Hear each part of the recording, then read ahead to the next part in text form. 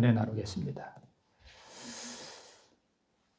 여러분, 우리 예수님의 마지막 생애, 특별히 일주일 정도의 남은 그 생애가 마지막 시대를 살아가는 우리들의 사건과 아주 밀접하게 연관이 되어 있습니다. 자, 먼저 겟세마네 동산에서 기도하시던 그 예수님의 여기서부터 마지막 우리 예수님의 십자가 사건까지가 우리 마지막 시대에 우리에게 다가오는 그 종말의 사건들과 아주 밀접하게 연관이 되어 있습니다. 그 부분을 우리가 함께 살펴보겠습니다. 먼저 겟세마네 동산에서 기도하시던 예수님은 오늘날 어디에 적용해 볼 수 있는가 하면 지성소에서 우리를 위해 중보 기도하시는 예수님의 그 중보 사역에 우리가 적용해 볼 수 있습니다. 그런데 겟세마네 동산에서 예수님께서 그 죄의 짐을 지시고 기도하실 때에 제자들은 뭐 했습니까? 잠들었습니다. 그래서 잠들어 있는 그 제자들의 모습은 무엇을 상징하는가 하면 오늘날 잠들어 있는 우리 교회의 모습을 상징합니다.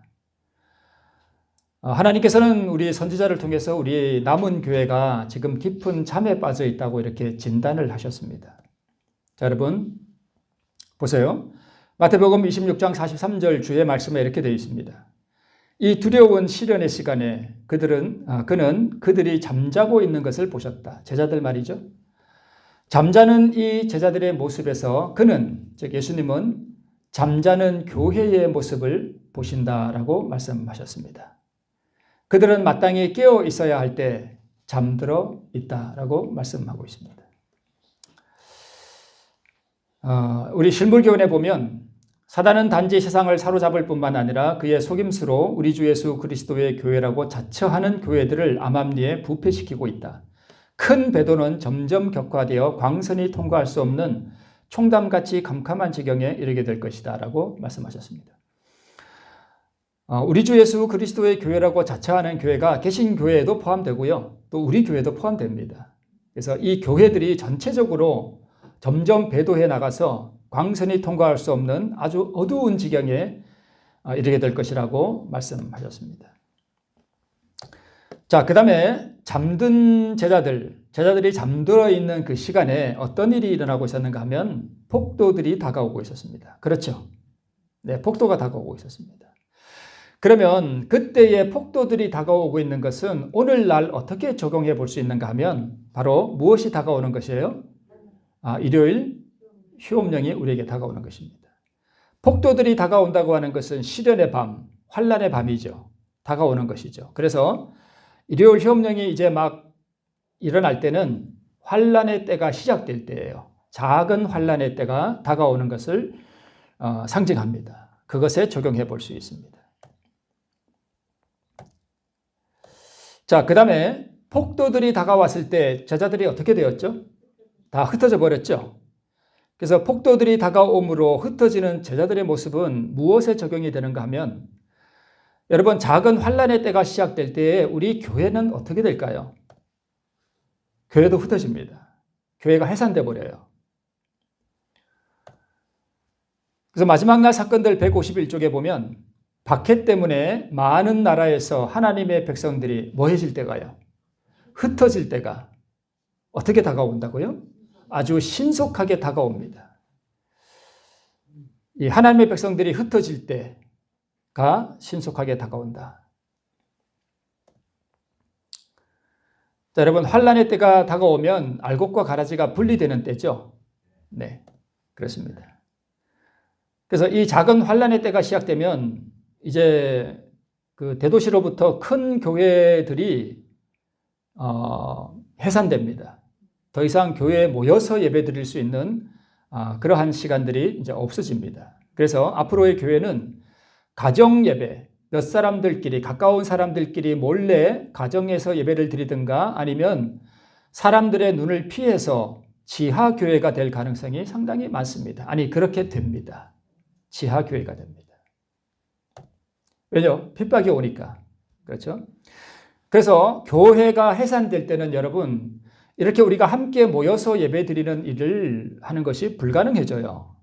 그렇기 때문에 우리가 지금 무엇을 배워야 하는가 하면 개인적으로 하나님과 교제하는 가운데서 개인적으로 하나님의 말씀에 의지하여 설 수 있는 그러한 신앙을 배운 사람들이 그날에 서게 됩니다. 어쩌면 지하교회로도 모이지 못하고 홀로 신앙을 해야 하는 경우도 있을 수 있습니다. 나 혼자 그때는 신앙을 유지해야 돼요. 그럴 때 여러분 어떻게 하시겠습니까?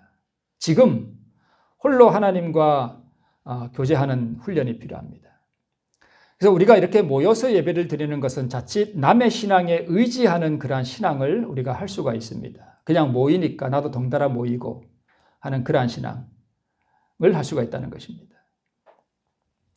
남의 신앙에 의지하던 성도들인 길을 잃고 어두움 가운데로 떨어질 것이라고 하는 이러한 말씀들, 개인적 신앙을 배워야 하는 이러한 일들은 제가 드리는 말씀이 아니라 다 증언들에 있는 말씀들입니다. 그래서 홀로 하나님과 교제하는 믿음을 배운 사람들이 환난을 통과하게 되어 있습니다. 자, 마지막 날 사건들 208쪽에 보면 누구든지 홀로 서야 한다는 사실이 지금 우리들에게는 가능한 일처럼 보이지 않는다.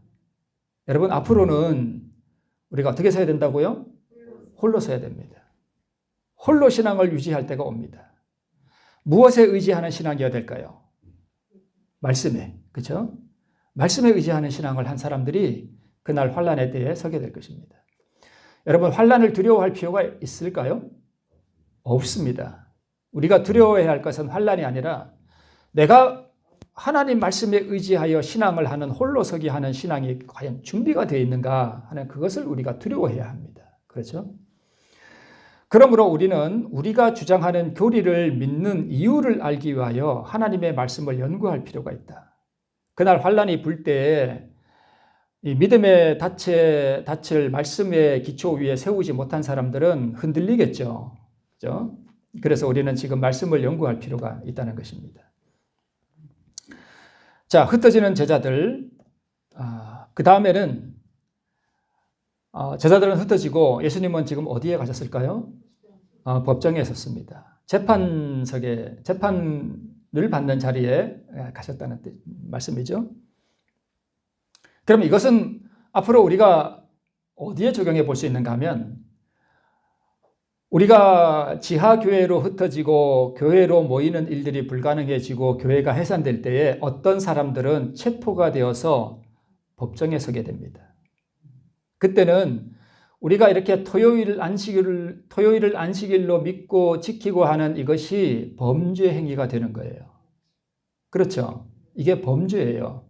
그래서 우리가 법정에 서는 것입니다. 믿음에서 법정에서 우리가 우리의 믿음을 증거해야 하는 날이 온다는 것입니다. 자, 보세요.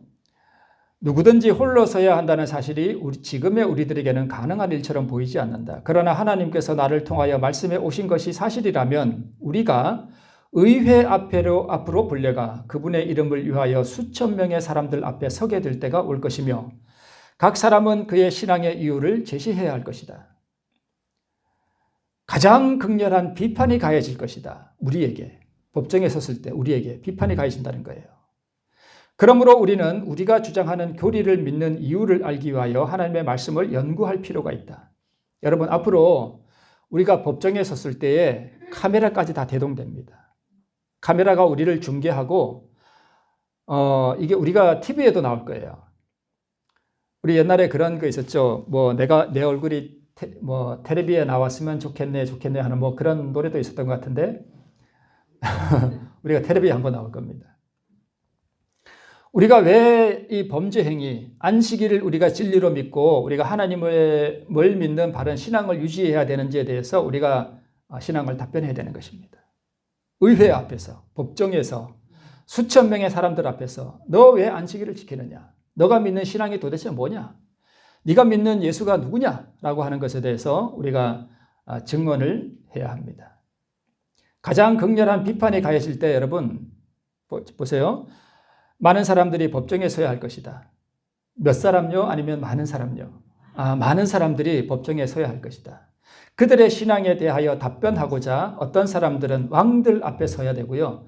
세상에 학문이 많고 많이 배운 사람들 앞에 서야 된다 이것입니다. 여러분 설 수 있겠습니까? 루터 종교개혁을 했죠. 1517년에 비텐베르크 문에 95개조 그 반박문을 붙이면서 이 녹색 글씨 한번 보세요. 둘째 줄에 마틴 루터가 자기의 신앙에 대해 변호하기 위하여 섰던 회의처럼 장엄한 집회는 전에 도무지 없었다. 여러분 우리 믿음의 자녀들이 앞으로 의회에 법정에 설 때에 그게 비참한 장면이에요. 장엄한 집회예요. 장엄한 집회예요. 하늘의 모든 천사 천군들이 우리를 다 지켜보고 온 세상 사람들이 도대체 저 사람들이 믿는 진리가 뭐냐 하는 것을 본단 말입니다. 거기서 증거해야 돼요. 거기서 우리가 만약에 신앙의 아주 순결한 모습으로 증언을 하면 그것을 보는 사람들이 뭘 깨달을까요? 저게 뭐구나. 진리구나 하는 것을 보게 될 거 아니에요. 그걸 보고 많은 사람들이 진리를 믿게 될 수도 있습니다. 또 믿게 됩니다. 자, 그러면 어떤 사람들이 그 의회 앞에 설까요? 재판정에. 하나님께서요, 성품이 준비되지 않은 사람들은 그때 거기 세우지 않습니다. 하늘 갈 사람들이 거기 서게 돼요. 보세요. 루터가 어떻게 됐는가? 침착하고 평화롭고 용감하고 고결한 태도로 부드럽고 겸손한 모습으로 겸손과 그 왕들을 무시하는 태도로요? 재판관들을 비웃는 태도로요? 아니요. 그들을 존경합니다. 그게 품성이잖아요. 존경으로 가득 찼고 군중들이 놀랄 만큼 하나님께 대한 신뢰와 기쁨을 표시하였다.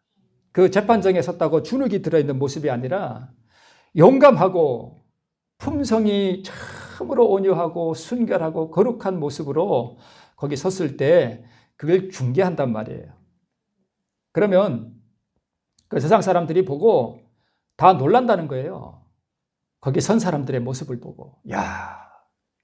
빌라도가 여러분 예수님이 재판정 앞에 끌려왔을 때 빌라도가 뭘 느꼈는가 하면 자기가 여태껏 많은 사람들을 재판해 봤지만 그날 예수님이 딱 섰을 때에 깜짝 놀랐습니다. 빌라도는 금방 알아봤습니다. 이 사람은 죄인이 아니라는 사실을 금방 알아봤습니다. 우리도 앞으로 그렇게 준비된 사람들이 법정에 서게 될 것입니다. 자, 그런데 여러분 그때 내가 무슨 말 해야 되지? 염려할 필요가 없습니다. 지금 우리가 말씀을 연구하면서 믿음의 기초 위에 닻을 내린 사람들은 그런 거 염려할 필요가 없어요. 그래서 우리 마가복음 13장에 사람들이 너희를 끌어다가 넘겨줄 때에 재판에 그죠? 거기 넘겨줄 때에 무슨 말을 할까 미리 염려치 말고 무엇이든지 그 시에 너희에게 주시는 그 말을 하라. 말하는 이는 너희가 아니요. 성령이시니라. 성령이 그때 우리에게 할 말을 넣어주신대요. 그러니까 겁낼 필요가 없고 지금 우리가 말씀의 닷 위에 서는 그런 믿음을 우리가 뭐 해야 될까요? 갖추어야 되겠죠. 여러분 그때는 형제가 형제를 아비가 자식을 죽는 데 내어주며 자식들이 부모를 대적하여 죽게 하리라. 여러분 구원받은 사람들이 하늘 예루살렘 거룩한 성에 섰고 만약에 내 아버지 내 아들이 성 밖에 있어 그러면 구원받은 사람들이 하늘 예루살렘 성 위에서 그 천년기 후에 자기 자녀가 밖에 섰는 것을 볼 때 그것이 천국이 될까요? 안 돼요? 그때는 여러분 어떻게 되는가 하면 형제 자매 혈육의 관계가 완전히 바뀝니다. 완전히 바뀌어요. 구원받은 그 사람들은 지금 내 가장 사랑하는 자녀들보다 더 깊은 사랑으로 연합되어 있고 밖에 있는 사람들은 이제 누구의 자녀가 된 거예요? 마귀의 자녀가 된 거예요. 그래서 우리가 지금 느끼는 그런 혈연의 관계, 애틋한 정의 관계가 완전히 끊깁니다. 그래서 그때 하늘 예루살렘 성에서 밖에 있는 사람들을 볼 때에 여러분 이해가 되시죠? 무슨 뜻인지? 네, 다 끊겨버립니다. 만약에 그게 안 끊기면 천국이 아니겠죠. 네. 그래서 우리는 어떤 혈육의 관계보다 더 깊은 하나님 아버지를 모신 형제 자매가 되고, 그죠? 되고, 구원받지 못한 사람들은 마귀 자녀이기 때문에 지금 우리가 원수를 보는 것, 글쎄요, 하여튼 그렇게 다 끊겨버립니다. 그래서 그런 거 염려할 필요가 없습니다. 자, 그래서 우리가 법정에서 우리의 믿음을 증거해야 하는 그러한 때가 온다는 것입니다. 자, 마지막으로 예수님께서 십자가에 달리시죠. 이 십자가에 달리는 사건은 마지막으로 은혜의 시기가 끝나면 바로 예수님께서 대제사장복을 벗으시고 왕복으로 갈아입으실 때 이 세상에는 7 재앙이 내립니다. 7 재앙이 내릴 때 그때 사형령이 내립니다. 우리에게. 저 안식일을 지키는 무리, 저 남은 자손들을 몇 년, 몇 월, 며칠, 몇 시를 기하여 모조리 몰살시키라고 하는 그러한 사형령이 우리에게 내립니다. 여러분, 이런 거 우리가 두려워할 필요 없습니다. 그죠? 우리가 믿음 안에 있으면 우리는 하나님의 보호하심을 입고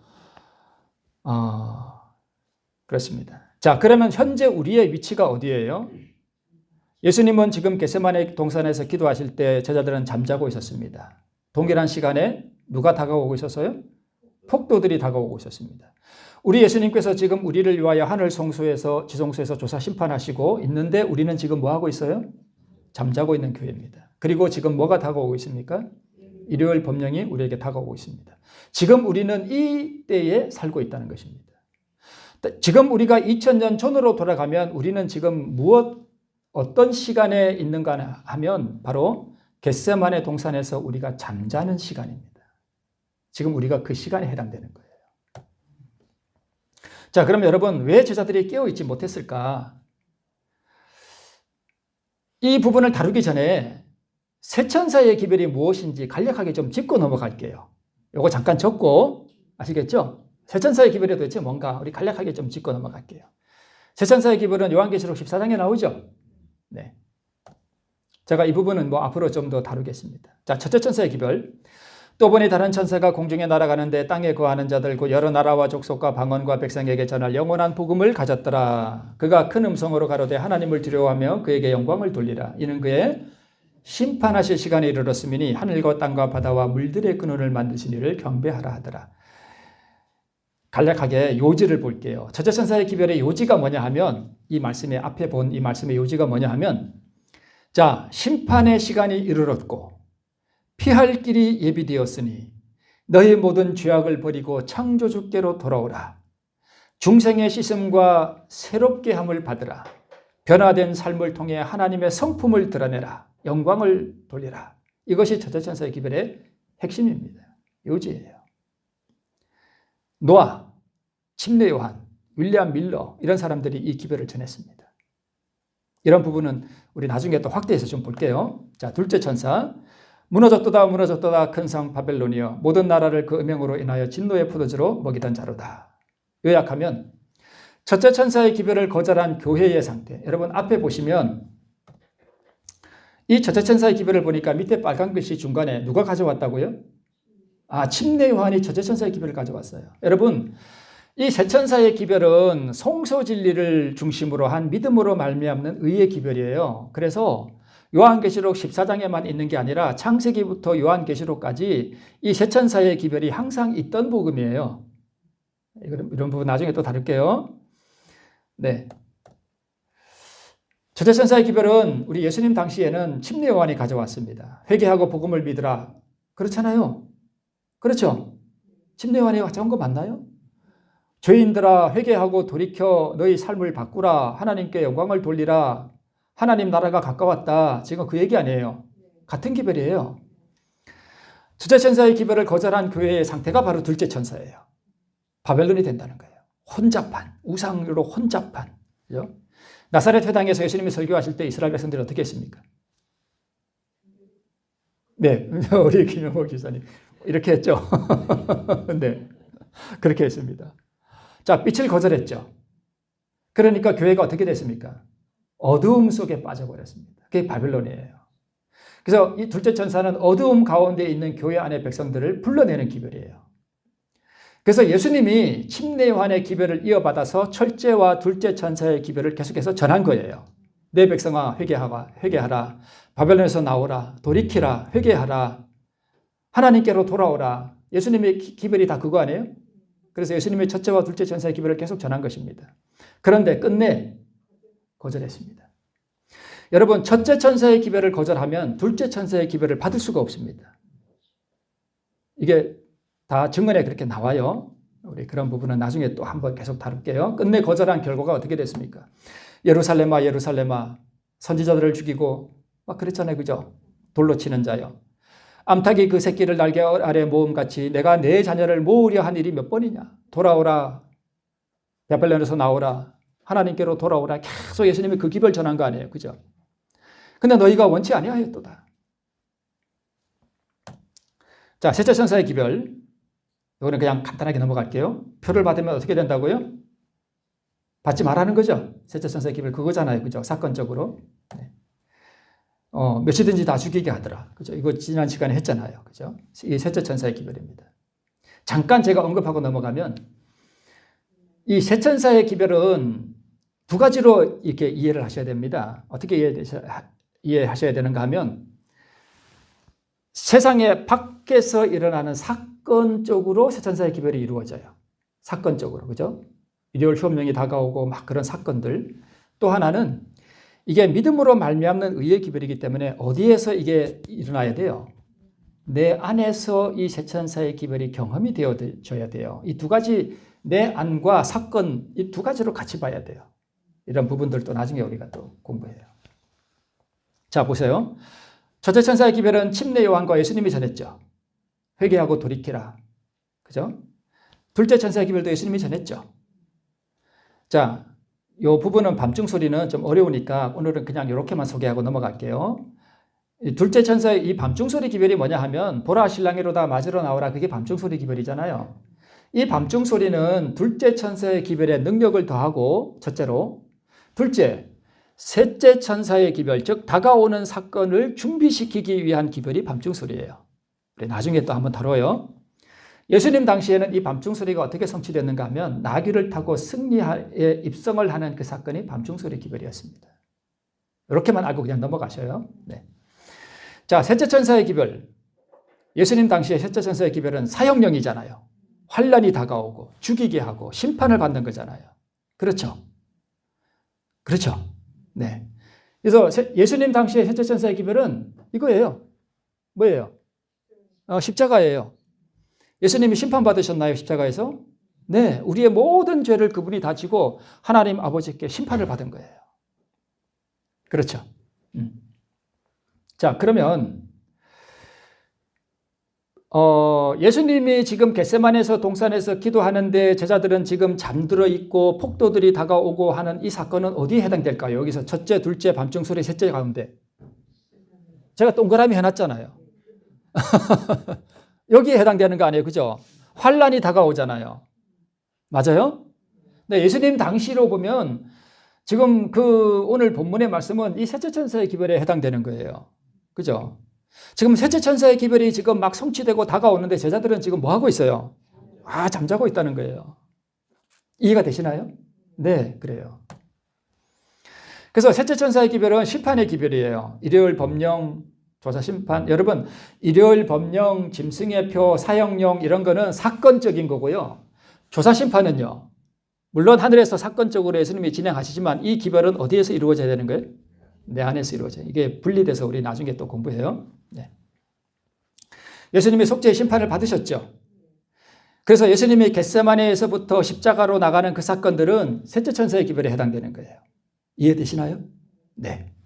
그러므로 잠자는 제자들과 우리는 같은 예언적 위치에 있어요. 이해가 되시죠? 셋째 천사의 기별이 막 성취되려고 하는 그 위기의 때에 우리 제자들의 경험과 우리는 지금 같은 예언적 위치에 있다는 거예요. 이해가 되시죠? 네. 어려우신가요? 안 어려워요? 네. 우리 주정교회 성도들은 아주 지혜롭고 총명하시기 때문에 잘 이해하시리라 믿습니다. 네. 자, 즉 셋째 천사의 기별이 사건적으로 막 성취되려고 하는 그때에 우리는 제자들과 지금 같은 예언적 위치에서 그때를 지금 지나고 있는 것입니다. 자, 보세요. 빨간 때 폭도들이 다가오고, 즉 일요일 혁명이 다가오고, 앞으로 보면은 잠들어 있는 제자들, 잠들어 있는 교회. 예수님은 겟세마네 동산에서 기도하시고, 지금은 예수님께서 지성소에서 나의 피, 나의 피, 나의 피, 아버지여 나의 피 하면서 우리를 위해 중보하시는, 그죠? 그 경험 가운데 있는데 우리는 지금 저기 있단 말입니다. 잠들어 있는 교회. 자, 제자들이 잠자고 있는 동안에 무슨 일이 일어나고 있었는가? 우리가 지금 보았듯이 누가 다가오고 있었어요? 폭도들이 다가오고 있었어요. 폭도들이. 그죠? 그래서 다가오는 폭도들은 셋째 천사의 기별이 성취되는 사건이에요. 이해가 되시죠? 환란의 바람이 불어오고 잡으러 오고, 그죠? 잡아서 재판정에 세우고, 이제 우리가 앞으로 재판정에 서야 되잖아요, 그죠?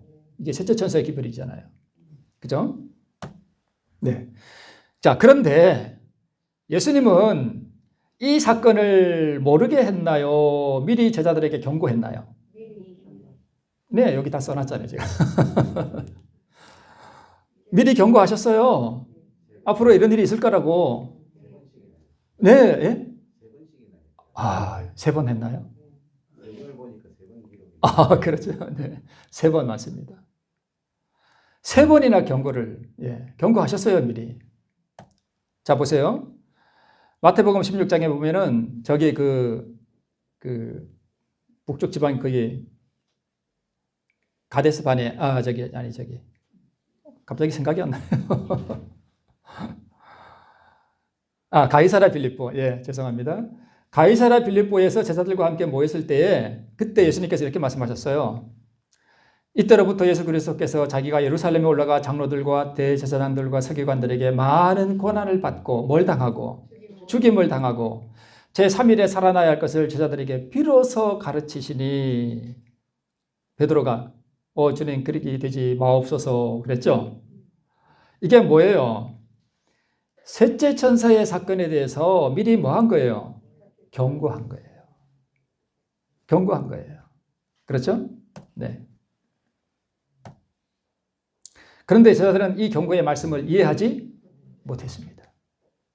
만약에 여러분 이해를 했더라면 참 이상해요. 이해를 했더라면 예수님이 나귀를 타고 예루살렘에 입성할 때 호산나 다윗의 자손이여 하고 막 기뻐했을까요? 그렇죠. 못했죠. 왜요? 이제 예수님이 곧 죽으실 줄 아는데 왜 막 호산나 하겠어요? 몰라서 그런 거예요. 어쩌면 그것도 예언의 성취예요. 이해하지 못했습니다. 그래서 이것은 다가오는 셋째 천사의 사건을 뭐 하지 못한 거예요? 깨닫지 못한 거예요. 제자들이. 이유는 그들의 관심이 어디에 있었어요? 세속적인 것에 있었습니다. 우리 중에 누가 가장 높은 자리에 오를 것이냐? 예수님의 사명도 제대로 몰랐던 거죠. 그렇죠. 네. 그러니까 예수님이 이제 다윗의 보좌에 앉으면 누가 영의정하고 누가 좌의정할 거냐, 누가 국무총리할 거냐 그런 걸 다투고 있으니 셋째 천사의 기별을 깨달을까요? 못 깨달을까요? 못 깨닫는 거예요. 그래서 제자들이 졸고 있었습니다. 만약 그때로부터 다가오는 사건이 무엇을 의미하는지 알고 있었다면 그들이 두려워서라도 잠을 잘 수 없었을 것입니다. 우리는 지금 이때에 있다는 것입니다. 자다가 깨어났을 때 폭도들은 이미 오고 있었습니다. 자, 여러분 잘 보셔요. 지금 우리가 깨어나지 않고 있다가 일요일 협령이라고 하는 소리가 공중파를 통해서 들리면 그때는 이미 늦습니다. 자다가 마지막 사건을 보게 되면 이미 때가 늦어요. 그때는 성품을 준비할 시간이 없습니다. 없지만 여러분 은혜는 또 어떤 것도 있나 하면 성품이 일평생을 걸리고 근데 여러분 거듭나는 게 일평생 걸린다는 게 절대 아니에요. 우리가 지금 거듭나야 돼요. 근데 이 성품은 둘째 천사의 기별, 즉 성소 안에서 우리가 은혜로 자라나는 경험을 말하는 거예요. 맨날 죄짓고 회개하고 맨날 죄짓고 회개하고 그런 걸 성품이라 그러는 게 아니에요. 죄와 분리된 상태에서 날마다 은혜로 주님의 형상을 반사하며 이 자라나는 경험, 누룩이 밀가루에 들어가서 자라나는 경험을 그걸 성화라 그러는 거죠. 그게 일평생 걸린다는 거예요. 그런데 어떤 사람은 여러분 시간이 짧게 준비할 수 있잖아요. 어떤 사람은 오래 미리 준비하고 그죠. 아론의 쌍난 지팡이 아시죠? 그 쌍난 지팡이에 싹이 나고 열매가 맺는데 며칠 걸렸죠? 하룻밤 걸렸습니다. 그래서 어떤 사람들은요, 급격하게 주님 앞에 온전하게 회개하고 빨리 성품이 준비될 수도 있습니다. 아멘. 네. 그렇습니다.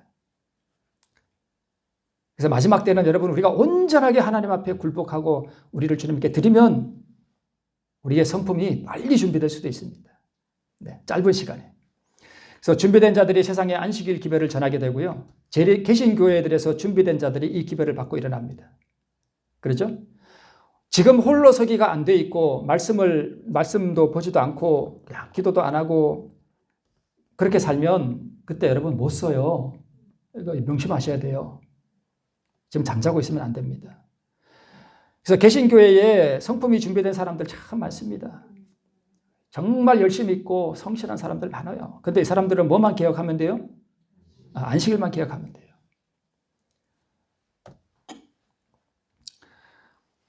때가 이르리니 여호와의 날이 경건치 아니한 자들에게 뭐하지 아니한 중에 생각지 아니한 중에 이럴 것이라. 마지막 사건은 우리가 생각하는 것보다 빨리 옵니다. 절대 늦게 오지 않습니다. 일상생활이 변함없이 이루어지고 사람들이 향락에 도취되고 사업과 장사와 돈 버는 일에 몰두하고 종교인들은 세속적 발전과 문화를 찬양하고 백성들은 거짓된 안전 속에 속아 있을 그때에 슬그머니 갑자기 온다는 것입니다. 그래서 여러분 지금은 우리가 깨어나야 한다는 것입니다. 이게 누구 같습니까? 네? 네? 아담입니다. 지금 여기 뭐 연기 같은 게 쏙 들어가죠. 하나님께서 아담을 만드시고 지금 코에다가 뭘 불어넣으시는 거예요? 생기를 불어넣으시는 것입니다. 여호와 하나님이 흙으로 사람을 지으시고 생기를 그 코에 불어넣으시니 사람이 생명이 된지라. 제가 권세를 받아 그 짐승의 우상에게 뭘 줘요? 생기를 주네요. 짐승의 우상도 뭘 받아야 돼요? 생기를 받아요. 여러분, 아담이 이렇게 흙을 만들어 놓고 생기를 불어넣기 전까지는 그냥 죽어 있는 거나 마찬가지잖아요. 생기가 드러나니까 일어나서 오 하나님 하면서 말도 하잖아요. 마찬가지로 짐승의 우상도 생기가 들어가면 말한다는 거예요. 그죠? 네. 육체를 먼저 만들어 놓고 다음에 생기를 불어넣으니까 생각하고 말하는 기능을 한다는 것입니다. 교회가 잠자고 있는 동안에 무슨 일이 일어나고 있었는가? 폭도들이 준비되고 있었듯이 교회가 잠자고 있는 동안 뭐가 세워졌어요? 짐승의 우상이 이미 다 세워졌어요. 지금 몸이 다 만들어졌다고요. 뭐만 들어가면 돼요? 생기만 들어가면 된다니까요. 짐승의 우상이 지금 없는 게 아니에요. 다 만들어져 있어요. 생기를 불어넣는다는 게 무슨 뜻인가 하면 마지막에 나오죠. 세속적 정치 권세를 받는 거예요. 그러니까 살아나잖아요. 그죠? 말도 하고. 나를 경배하라. 그러면서. 그죠? 네. 자, 여러분, 영상을 하나 볼게요. 오늘 또 시간이 약간 오버될 것 같은데, 어떡하죠? Donald Trump yesterday was making a strong promise to Christians. 그는 존슨의 수정헌법을 폐지하겠다고 했는데요. 어떻게 트럼프가 이걸 알고 있는지 모르겠습니다. 저는 이것을 폐지하기 위해 지난 20-30년 동안 싸워왔습니다. 존슨의 수정헌법은 비영리 단체가 정치적인 언급을 하는 것을 금지해왔습니다. 목사가 정치적 발언 시 교회의 세금 면제 혜택을 뺏고 세금을 부과함으로 교회를 침묵하게 만들었습니다. 트럼프가 수백 명의 복음주의자들의 리더들과의 만남에서 한 약속을 들어보시겠습니다. CBN의 제자 브라우더 기자가 도널드 트럼프와의 단독 인터뷰와 함께 이 이야기를 준비했습니다. 모임 어떠셨나요? 정말 좋았습니다. 참석하신 분들 모두 좋은 분들이셨고 다 기독교인들입니다. 참석했다는 분들. 많은 목사님들과 가족분들과 기독교분들이 참석해 주셨습니다. 도널드 트럼프는 유세 동안 기독교인들의 지지를 받아왔습니다. 저는 가장 중요한 부분은 존슨의 수정헌법을 폐지하겠다고 한 것입니다. 만약 제가 대통령이 된다면 가장 먼저 할 일 중에 하나는 절대적으로 첫 번째 제가 해야 할 일은 존슨의 수정헌법을 완전히 넉아웃 시키는 것입니다.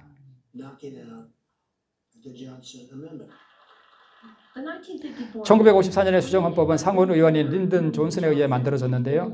이는 목사들의 설교의 자유를 근본적으로 제한하는 것이었습니다.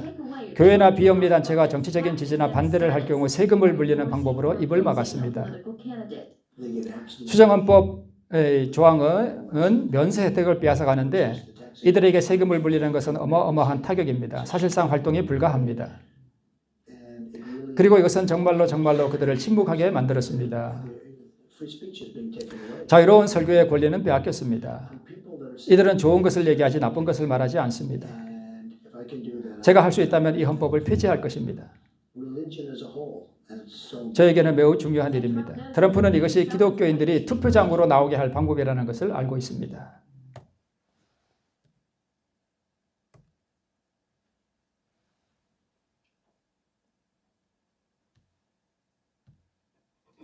여러분, 이 사람이 누군가 하면 제가 한번 말씀드렸죠, 저녁에. 1988년에 미국 대선에 출마했던 사람이에요. 이 사람이 왜 대선에 출마했냐면 미국을 기독교 국가로 만들어야 되겠다. 기독교 국가를 만들어가지고 일요일날 다 교회 가게 하고 이 도덕적으로 타락한 미국을 좀 순결하고 거룩한 나라로 만들어야 되겠다. 내가 대통령이 돼가지고. 그런데 이 사람이 탈락했죠. 이 사람이 바로 팻 로버슨 목사예요. 그러면서 이 사람이 대통령에 떨어지고 난 다음에 만든 단체가 크리스천 콜리션이에요. 기독교 동맹. 즉 기독교 단체를 만들었죠. 우리가 증언의 말씀에 보면 짐승의 우상이 자기의 교리를 강요하기 위하여 국권의 도움을 구함으로 생겨날 배도한 개신교도들의 단체라 그랬잖아요. 그죠? 이 사람 지금은 많이 늙었잖아요. 그죠? 그러니까 도널드 트럼프 후보가 지금은 대통령이 떨어졌죠. 4년 하고. 이건 지금 대통령 되기 전에 유세할 때 얘기예요. 그러니까 트럼프 후보가 기독교계 지도자들과 회동해서 중요한 약속을 했는데 존슨의 수정헌법을 폐지하겠다고 이렇게 약속을 했다는 거예요. 물론 못했어요. 네. 저는 이것을 폐지하기 위해 지난 20, 30년 동안 싸워왔습니다. 여러분, 이번에 팻 로버슨 목사가 이 존슨의 수정헌법이 뭐냐 하면 이거예요. 제가 예를 들어서 여기서 여러분 민주당을 지지합시다. 민주당을 지지하시고 여러분 후원금을 많이 내주시기 바랍니다. 이렇게 하면 면세 혜택을 뺏겠다는 겁니다. 미국의 비영리단체, 대학교나 자선기관이나 교회는 세금을 낼까요? 안 낼까요? 안 냅니다. 그런데 만약에 정치적인 발언을 교회에서 하면 뭘 뺏겠다는 거예요? 면세 혜택을 뺏어갖고 이제는 세금을 왕창 물리겠다는 거예요. 그러니까 목사들이 그런 정치적인 발언을 해요? 못해요? 못해요. 그러니까 이 팻 로버슨 목사가 이 존슨 헌법을 뭐 하겠다? 폐지하기 위해서 이 사람이 싸웠다는 거예요. 그런데 도널드 트럼프 후보가 그때 당시에 내가 이것을 폐지하겠다고 공언했다는 것입니다. 물론 이 법을 대통령이 폐지할 수는 없죠. 의회가 에서 결정하는 거니까 국회에서. 네, 그렇습니다. 예, 지금 그 얘기하는 것입니다. 수정헌법을 폐지하겠다고 지금 도널드 트럼프가 지금 약속하는 거예요. 그죠? 이 린든 존슨 이 사람이 누구냐 하면 1963년 11월 달에 그 케네디 대통령이 달라스에서 암살되고 난 다음에 자동으로 41대인가 46대인가요? 41대인가? 그 대통령에 자동으로 승계한 사람이에요. 대통령이었던 사람입니다. 이 사람이 대통령이 되기 10년 전에 바로 이 수정헌법을 만들었는데 트럼프가 그 수정헌법을 폐지하고 교회가 적극적으로 정치에 참여할 수 있도록 그렇게 해주겠다는 약속을 했습니다. 여러분, 이러한 사건들을 볼 때에 우리가 지금 밖에서 세상이 짐승의 우상이 이미 만들어졌고 생기를 불어넣기 위해서 지금 얼마나 열심히 활동하고 있는지를 우리가 본다는 것입니다.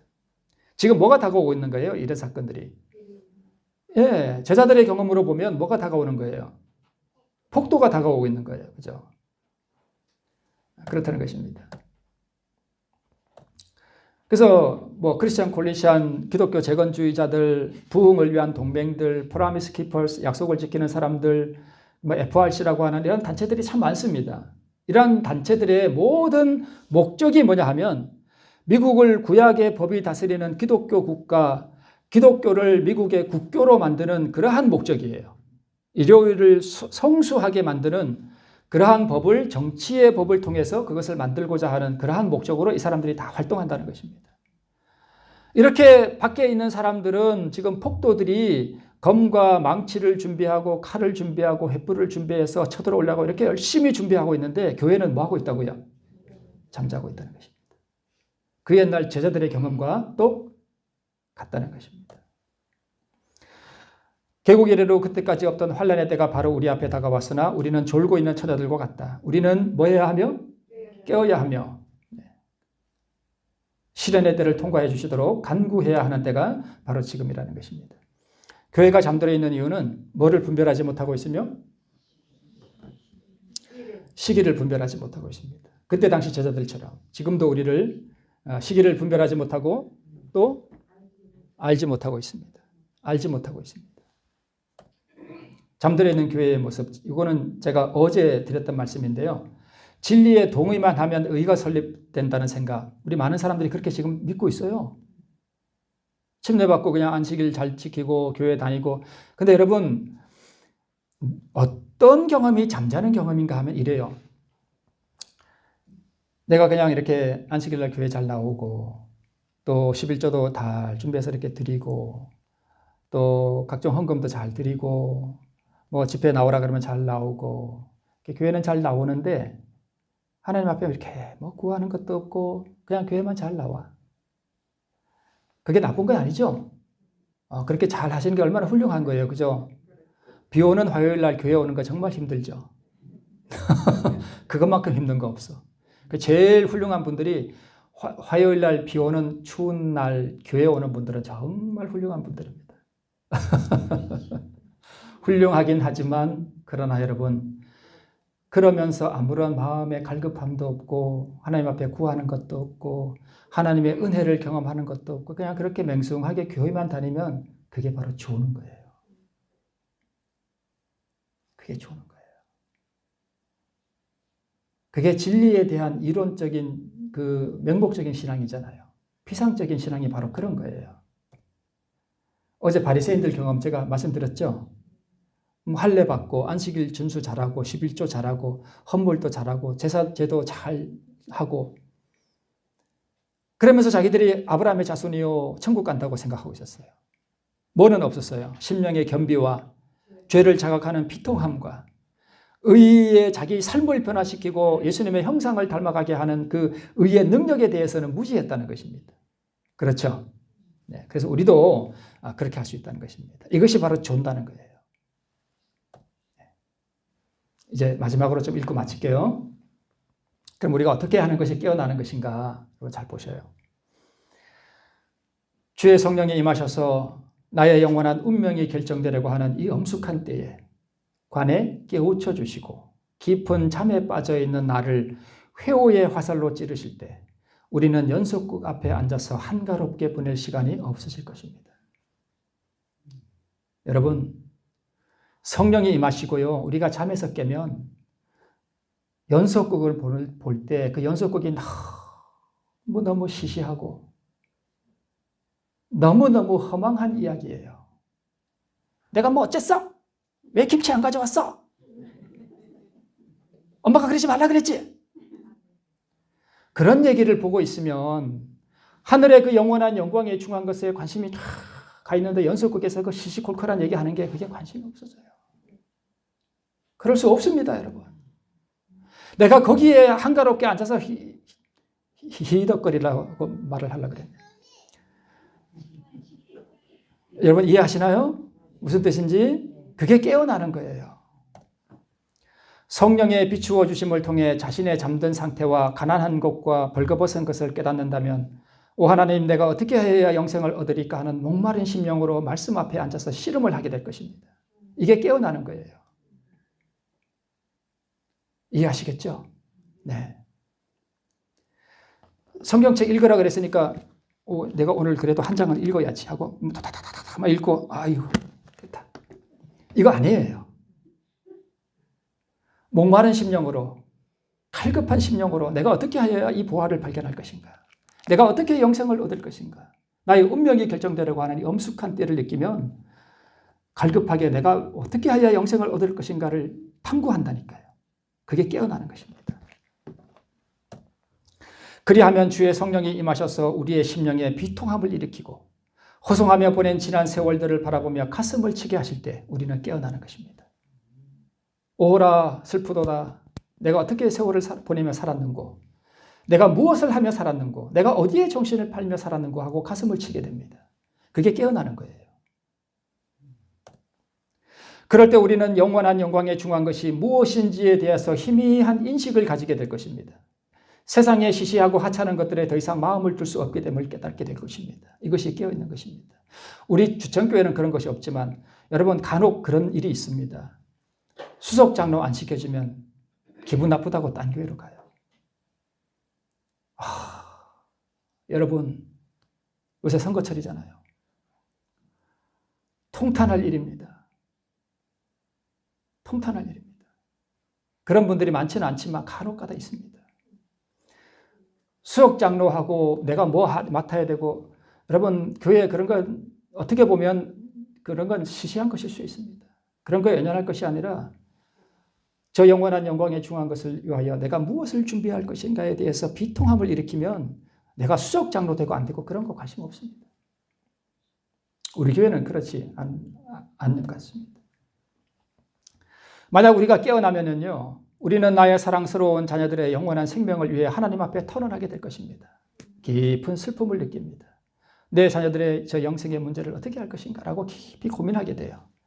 나의 영혼의 문제와 가족들과 친척들의 운명에 대하여 슬픔을 느끼며 하나님 앞에 엎드리게 될 것입니다. 그래서 기도를 하지 않는다. 그것은 완전히 거의 사망 상태입니다. 우리는 땅에 발을 붙이고 살아가는 이 시간이 얼마나 엄숙한 시간인 줄을 깨닫고 천박하게 웃고 떠드는 일들이 사라지게 될 것입니다. 간절한 기도와 말씀의 자리로 돌아가게 될 것입니다. 이것이 깨어나는 것입니다. 영원한 운명이 이제 막 결정되려고 하는 이 시간들이 얼마나 중요한 기회의 때인 줄을 깨닫는다면 우리는 더 이상 남의 허물과 잘못들을 가지고 살피고 이야기하고 비난하는 일들이 사라지게 될 것입니다. 왜요? 다 하찮은 일들이거든요. 다 너무 시시한 일들이거든요. 스데반이 돌에 맞아 죽을 때요, 그가 왜 하늘을 봤냐? 그 사람들이 자기를 향해서 막 분노한 모습들, 돌 들고 막 씩씩거리는 모습들이 너무 하찮게 느껴졌대요. 너무 하찮아. 왜요? 하늘을 바라보니까, 영원한 내세를 바라보니까 그 화난 사람들의 얼굴이 너무 하찮은 거예요. 그래서 그냥 잠들었대요. 너무 하찮아서 세상이. 깨어나는 것은 그런 것입니다. 세상이 하찮은 거예요. 저 영원한 하늘에 관심을 두고 거기에 온 마음을 두니까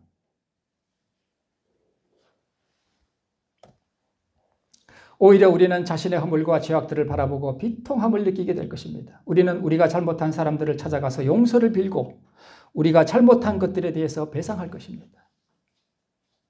삶을 바꿀 거예요.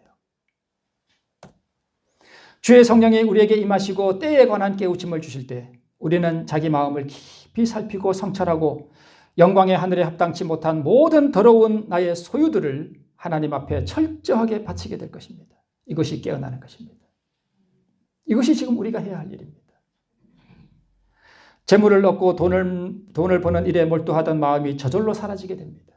우리가 깨어나면 영원한 영광에 중요한 것이 얼마나 중하고 얼마나 중요한 것인지를 우리가 깨닫는다면 그렇습니다. 영생의 은혜를 얻을 수 있는 기회가 사라지기 전에 온 마음과 심령을 다 바쳐서 하나님께로 돌아가고자 하는 투쟁을 하게 될 것입니다. 이것이 깨어나는 것입니다. 이것이 없으면 우리는 조는 상태에 있는 것입니다.